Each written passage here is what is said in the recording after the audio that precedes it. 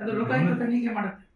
ನನ್ನ ಗಮನಕ್ಕೆ ಇವತ್ತೇ ನಾನು ಪೇಪರ್ ಓದಲ್ಲೇ ಗೊತ್ತಾಗಿದೆ. ಹಳೆ ಕೇಸ್ ಅಂತ 22-23 ಎಕರೆ ಇದು ಮಾಡಿದ್ರು 2022-23 ಹೃದಯ ರೋಗ ಮತ್ತು ಹೃದಯ ಶಸ್ತ್ರಚಿಕಿತ್ಸೆ, ವ್ಯಾಸ್ಕ್ಯುಲರ್ ಶಸ್ತ್ರಚಿಕಿತ್ಸೆ, ಸಮಗ್ರ ಹೃದಯ ಆರೈಕೆ ಸೇವೆಗಳಿಗಾಗಿ ನಿಮ್ಮ ವಿಶ್ವಾಸಾರ್ಹ RL Jalappa Narayana heart centre, STUMC campus, Tamaka, Kolar.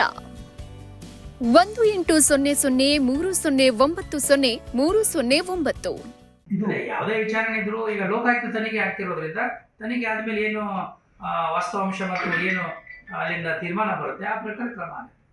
Bangarpet tahsildar ಇದು ಕುರ್ಚಿ ಕಿತ್ತಾಟ ಅದೇ ನಾವು ಸರ್ಕಾರಕ್ಕೆ ಬರೋ ನಿರ್ದೇಶನ ಕೇಳಿದ್ದೀವಿ. ಯಾಕೆಂದ್ರೆ ಅವರು ಸ್ಟೇ ತಂದಿದ್ದಾರೆ, ಇವರು ಬಿಡ್ಲಿಕ್ಕಿಲ್ಲ ಅಂತ ಏನೋ ಕೂತಿದ್ರಂತೆ. ಸರಿ, ಹಾಗಾಗಿ ಇಂಥ ಸಂದರ್ಭದಲ್ಲಿ ಏನು ಮಾಡಬೇಕು, ಸರ್ಕಾರಿ ಆದೇಶನೇ ಕೊಡಬೇಕು ಅಂತ ಏನಿಲ್ಲ. ಅವರು ಬಂದು ರಿಪೋರ್ಟ್ ಮಾಡ್ಕೊಂಡಾಗ ಅದಕ್ಕೆ ನಾವು ಸರ್ಕಾರಕ್ಕೆ ಒಂದು ನಿರ್ದೇಶನ ಕೊಡಿ, ನಾವೇನು ಮಾಡಬೇಕು ಈ ಸಂದರ್ಭದಲ್ಲಿ ಅಂತ ಕೇಳಿದ್ದೀವಿ.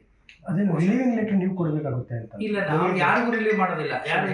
ಮೂವ್ಮೆಂಟ್ ಆರ್ಡರ್ ಇಲ್ಲ, ಈಗ ಪದ್ಧತಿನೇ ಇಲ್ಲ.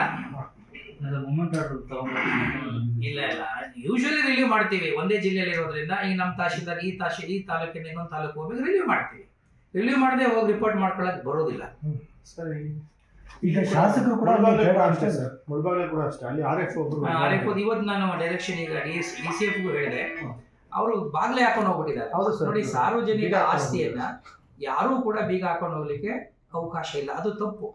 ಅದಕ್ಕೆ ನಾನು ಹೇಳಿದ್ದೀನಿ, ಒಂದು ಪೊಲೀಸ್ ಕಂಪ್ಲೇಂಟ್ ಲಾಡ್ಜ್ ಮಾಡಿ ಆಮೇಲೆ ಅಲ್ಲೊಂದು ಮಹಜರ್ ಮಾಡಿ ಅದನ್ನ ಬ್ರೇಕ್ ಓಪನ್ ಮಾಡಿ ಅಂತ ನಾನು ಈಗ DCF ಕೂಡ ಡೈರೆಕ್ಷನ್ ಕೊಟ್ಟಿದ್ದೀನಿ.